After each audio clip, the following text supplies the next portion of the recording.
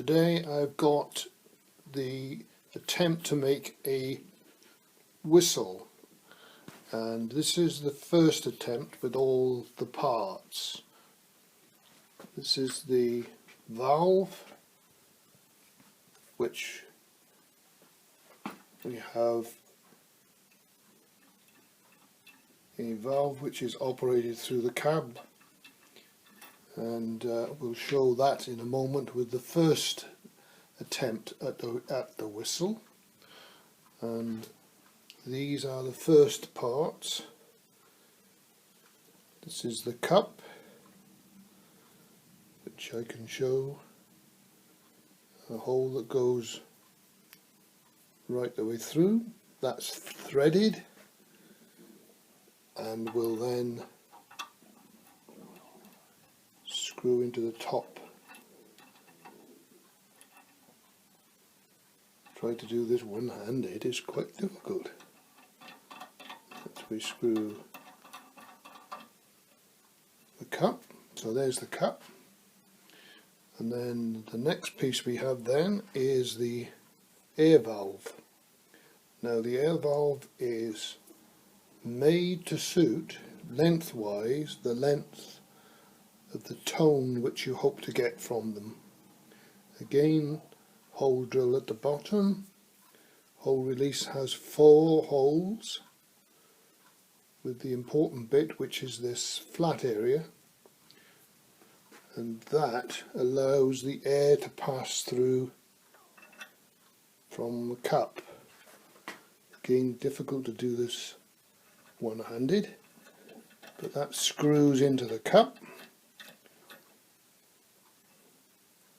Now, what you need to have in order to produce the sound is the gap between the plate and the cup. It's got to be no more than 15 thou.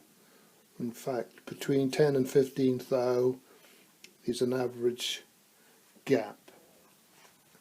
And the next thing now is obviously the tone, the cap, which is a bit of a decorative knob on it, and that then is screwed.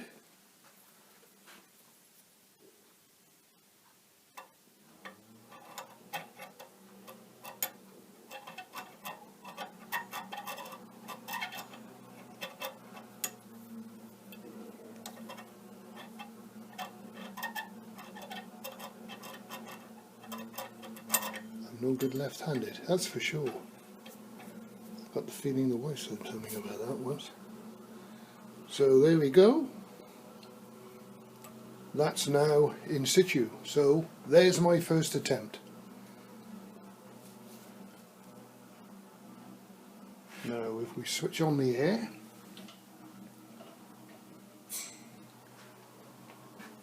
the air is now on. And this is what the first attempt sounded like. No good at all. Didn't even work properly.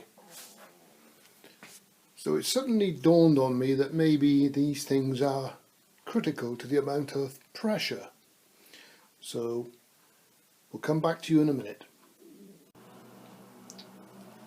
Okay, back again now.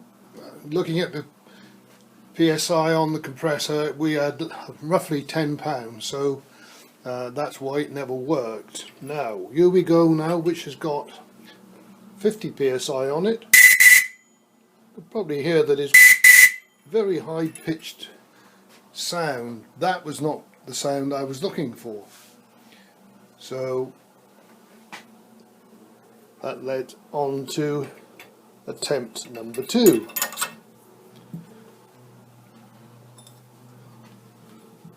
This time we decided to try a longer tube which would give a deeper note, exactly like an organ tube.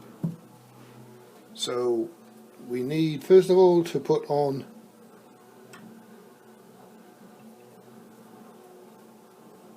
the extension to cover the longer tube, and then on top of that we place, this time it's a copper tube. Again, playing around with the different tones. As you can see by looking at this one, we have a slightly different gap between the air release and the lip of the tube. In the case of the brass one, we had a slightly larger gap, so this time we'll try it with this joker on. Much better. So therefore we are very close to getting the tone we want. The next move will be to try and make a 3 chime whistle. So watch this space. Thanks for watching.